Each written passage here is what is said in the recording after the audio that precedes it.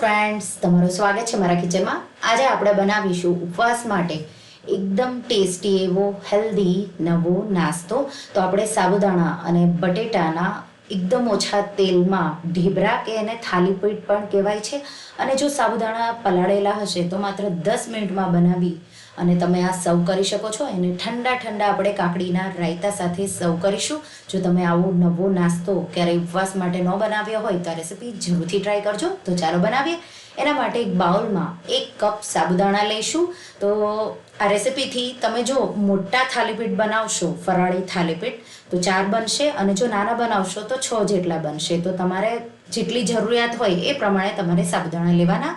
તો સાબુદાણાને એકદમ સારી રીતે ધોઈ લઈશું અને આપણે એમાં સાબુદાણા ડૂબે અને થોડું ઉપર પાણી રહે એ રીતે આપણે એને પલાળીશું। તો બહુ વધારે પડતું પાણી આપણે નથી ઉમેરવાનું। તો આ રીતે મેં સાબુદાણાને પલાળવા માટે 2 થી 3 કલાક માટે સાઈડમાં મૂકીશ।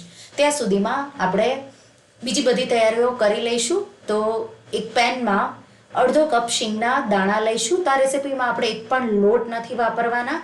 જે આપણે થાલીપીઠ બનાવીશું એમાં બાઇન્ડિંગની જરૂર પડશે, તો ત્યાં આપણે આ શીંગદાણાનો પાવડર વાપરીશું। તો આ રીતે ક્રિસ્પી થાય ત્યાં સુધી મેં કાચા શીંગના દાણાને શેકી લીધા છે અને શેકાઈ જાય એટલે આપણે એને ઠંડા કરી મિક્સર જારમાં ભરી અને એનો પાવડર બનાવી લઈશું।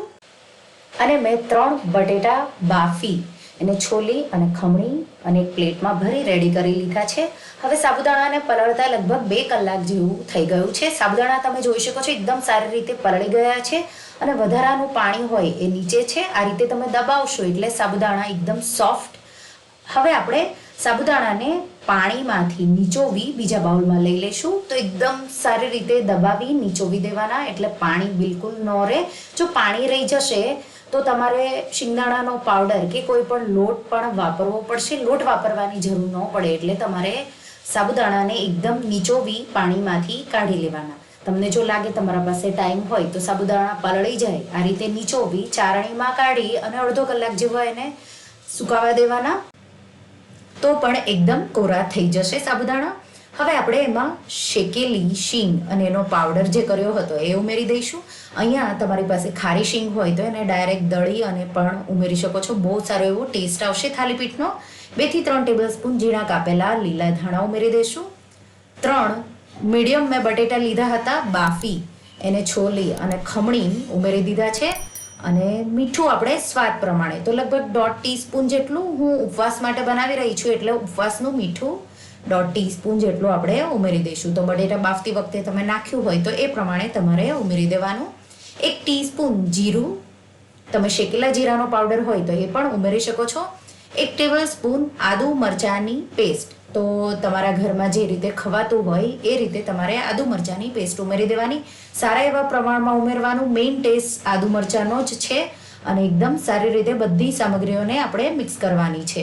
તો આદુ મરચાંનો મસાલો બધી સામગ્રીમાં આવી જાય, મીઠું એ રીતે ફેલાવી અને સારી રીતે મસળી અને જેમ આપણે લોટ બાંધીએ એ રીતે આપણે એને મિક્સ કરી દઈશું।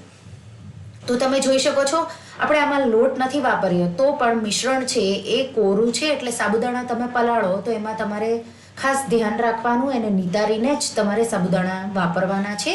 તો મસળી અને એક સરખો હું આવો લોટ બાંધી લઈશ। તો હવે આવો લોટ આપણો આ મિશ્રણનો તૈયાર થઈ ગયો છે। હવે આપણે પ્લાસ્ટિક લેશું, પાટલી પર મેં મૂક્યું છે, એના પર પહેલાં મેં તેલ લગાવી દીધું છે। તેલ લગાવી અને મિશ્રણમાંથી એક લુવો લઈ લઈશું। રોટલીની જેમ આપણે લુવાને આ રીતે પ્લાસ્ટિક પર મૂકી અને હાથેથી થાપી અંદરથી બહાર આવી જેમ થાલીપીઠ હોય એ આ રીતે કિનારીઓ તમારે પાતળી કરતી જવાની, પછી પાછું તમારે વચ્ચે આ રીતે આવી પાછું એને થાપી અને કિનારીઓ તમારે પાછી એની પાતળી કરવાની। તો એ રીતે હું ગોળ ફેલાવી થાપી કરી દઈશ અને વચ્ચે થાલીપીઠ છે એટલે આપણે આ રીતે તો હાથ પર પણ તેલ લગાવી બને એટલા તમારે પાતળા, તો આમાં તેલની તમને જરૂર પડે એ રીતે તમારે તેલ વાપરી અને આ રીતે બને એટલું એક સરખું તમારે આ રીતે એને ફેલાવી દેવાનું। આ રીતે વચ્ચે હોલ કરીશું તો આ થાલીપીઠ તૈયાર છે। આ જ રીતે આપણે બીજા બધા થાલીપીઠ બનાવતા જઈશું।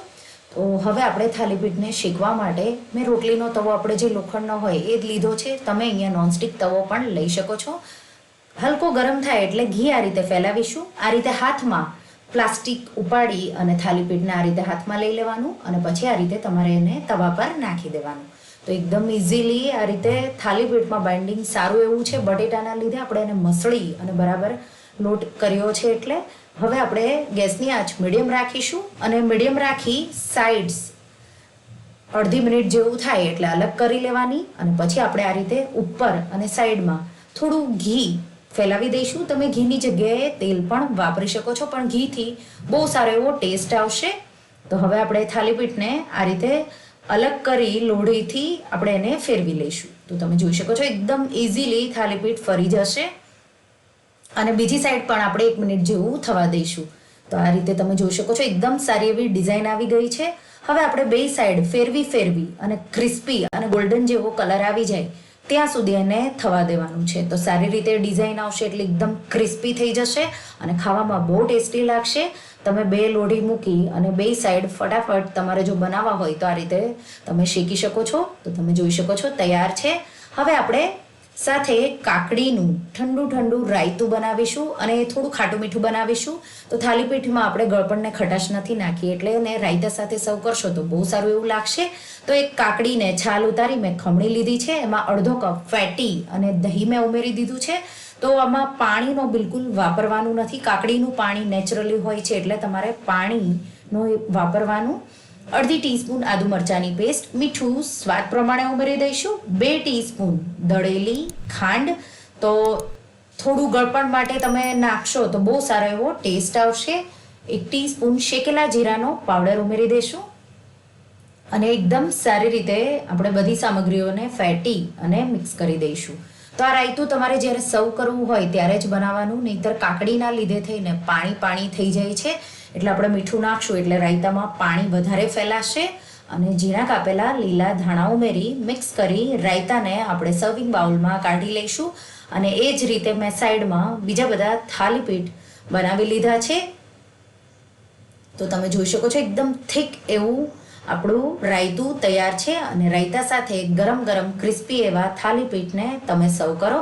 જો તમે ક્યારેય ઉપવાસ માટે આવો ફરાળી નવો નાસ્તો ઓછા તેલમાં અને ઝટપટ બની જાય એવો ન ટ્રાય કર્યો હોય તો જરૂરથી ટ્રાય કરજો. બાળકોથી લઈ મોટા બધાને બહુ જ ભાવશે. ઉપવાસ સિવાય પણ તમે આ વાનગી બનાવી શકો છો. તો આ રેસીપી તમે એકવાર જરૂરથી ટ્રાય કરજો. જો તમને આ રેસીપી ગમી હોય તો રેસીપીને લાઇક કરજો, શેર કરજો અને મારા ચેનલને સબસ્ક્રાઈબ કરજો. અને આવી જ નવી રેસીપીઓ માટે તમે બેલ આઇકોન બટનને પ્રેસ કરજો. તો એકવાર આ ઉપવાસના થાલીપીઠ